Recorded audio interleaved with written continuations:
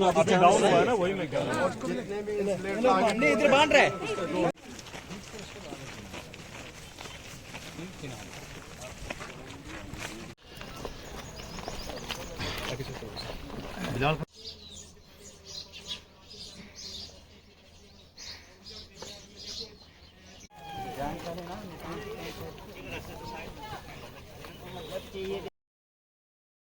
लगभग शाम 5 बजे के आसपास में हमने देखा कि घरों में क्रैक्स पड़े, और जब हमें ये पता चला कि इस तरह का मामला हमारे वार्ड नंबर 3 परनोत ए पंचायत है, डिस्ट्रिक्ट रामबन, ब्लॉक रामबन की है, और हमने देखा कि दाएं बाएं के भी अफरा तफरी का माहौल था, क्योंकि 23 घरों में इस तरह के जो क्रैक्स पड़ रहे थे।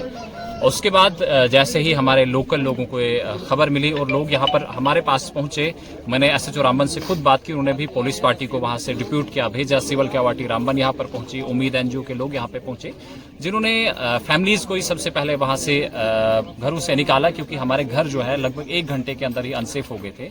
और एडमिनिस्ट्रेटिव पार्ट पर अगर देखें हम, तो एडमिनिस्ट्रेटिव पार्ट पर हमें कोई ज्यादा हेल्प मिली नहीं है, क्योंकि कल जब 5 बजे के टाइम पे इंसिडेंट और एडमिनिस्ट्रेशन के लोग हमारे पास 9:30 या 10 बजे के आसपास पहुंचते हैं, और सबसे पहला, हालांकि उन्होंने विक्टिम से मिलना चाहिए था, अफेक्टेड फैमिली से मिलना चाहिए था कि जनाब ये हुआ क्या है, इंसिडेंट क्या है, एक सहारा देने की बात होती है।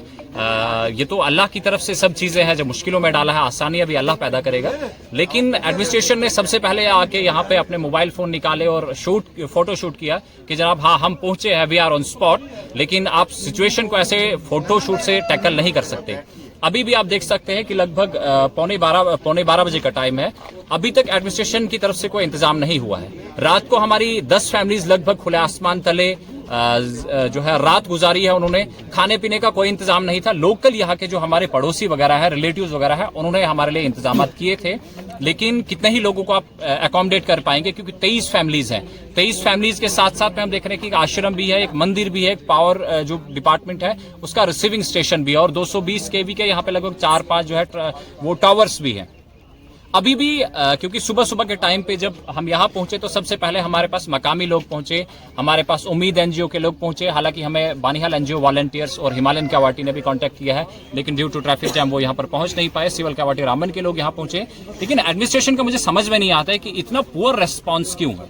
अब जैसे आप जानते हैं कि यहाँ पर इस तरीके से नुकसान हुआ है, और इसमें कम से कम सुबह जब हमने देखा था 23 घर धस चुके थे। अभी ये खिसक रहा है, मुझे लगता है 23 से ज्यादा घरों की कम से कम 250 से 300 लोग अफेक्टेड हो चुके हैं, और इसमें आप पूरा देखोगे कि पूरे का पूरा इलाका ही ये खिसक रहा है, और अभी भी कंटिन्यूसली कम से कम ये यहाँ चल ही रहा है, अभी स्टेबल नहीं हुआ है। और हमारी यही है कि कहाँ है डीसी रामबन, कहाँ है एसएसपी रामबन। अगर कोई एडमिनिस्ट्रेशन का है तो बिल्कुल वो यहाँ कहीं तहसीलदार या कोई पटवारी है, बाकी सारी एडमिनिस्ट्रेशन सोई हुई है। अगर यहाँ पर कोई अवेलेबल है तो है, इसमें कोई दो राय नहीं है। एसडीआरएफ है, लोकल एनजीओज हमदर्द है, उम्मीद है, बट क्या शाम को इनके लिए खाना बनाया गया था? क्या इमीडिएटली इनको सेफर प्लेसेस पे शिफ्ट किया गया था? एडमिनिस्ट्रेशन ये है कि ये नेचुरल डिजास्टर है, इसमें किसी का कोई रोल नहीं है इतना ज़्यादा कि कैसे हुआ कैसे नहीं हुआ, बट इसकी जद में जो है वो हमारे लगभग 50 के करीब घर जो है वो आए हैं। तो इनकी फैमिलीज़ को जो है वो अभी हम रिहेबिलिटेट करेंगे, शिफ्ट करेंगे, सो दैट के टेम्परेरी तौर पे इनके रिहाइश के लिए जो है वो कुछ टेंटेजेस वगैरह इन सारी चीज़ों में उनका रहने का इंतज़ाम किया जाएगा। दूसरा इसमें यह है कि जो हमारी एसेंशियल सर्विसेज है, जैसे आपने रोड देखी, बिजली देखी, हमारी फर्स्ट प्रायोरिटी यही रहेगी कि इसको रिस्टोर करेंगे, और थर्ड प्रायोरिटी हमारी ये है कि इनका जितना भी डैमेज हुआ है उसको असेस करेंगे, तो अंडर रूल जो भी इनको कंपनसेशन जो मिलेगा तो वो उसको हम अदा करेंगे।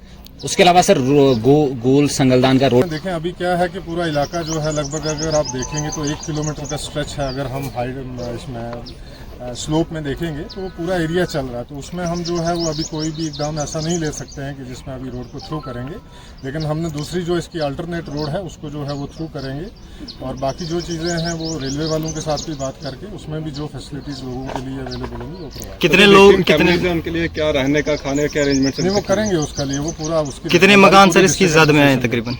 जैसे मैंने पहले ही बताया, लगभग 50 के करीब 30 जो हैं वो इमीडिएटली डैमेज हो गए, और 20 के करीब जो हैं वो इसकी जद में और आ सकते हैं।